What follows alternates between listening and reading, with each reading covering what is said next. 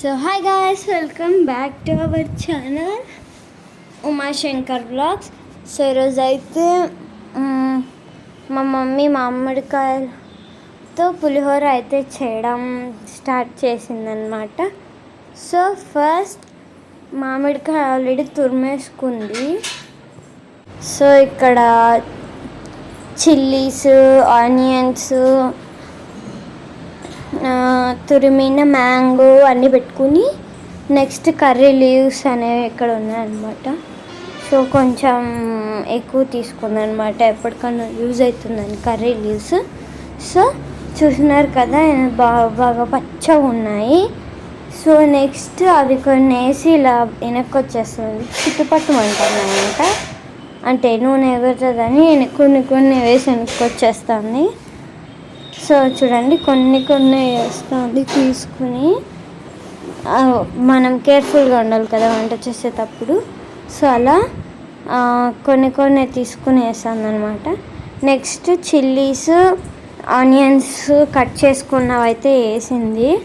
కొన్ని వేస్తుంది ఇవి కూడా. నెక్స్ట్ వస్తే మనము మామిడికాయ పులిహోర చాలా బాగుంటుందన్నమాట టేస్ట్. సో మీరు కూడా ఒకసారి ఇది ట్రై చేయండి. సో అన్నీ వేసేసిన తర్వాత అలా కొంతసేపు బాగా అటు ఇటు బాగా వేయించుతానమాట, ఈ పక్క దాకా. సో అప్పుడే కదా బాగా వేగుతున్నది. సో కాసేపు వరకు అది క్లోజ్ అయితే చేసేసిందనమాట.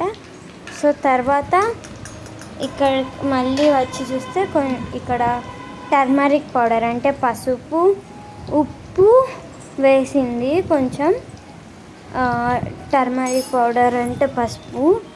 సో కొంచెం అలా వేసిందనమాట. కారం ఒక స్పూన్ వేసింది, హాఫ్ స్పూను. సో అలా మళ్ళీ ఇంకోసారి బాగా వేయించుతానమాట, బాగా నీట్గా.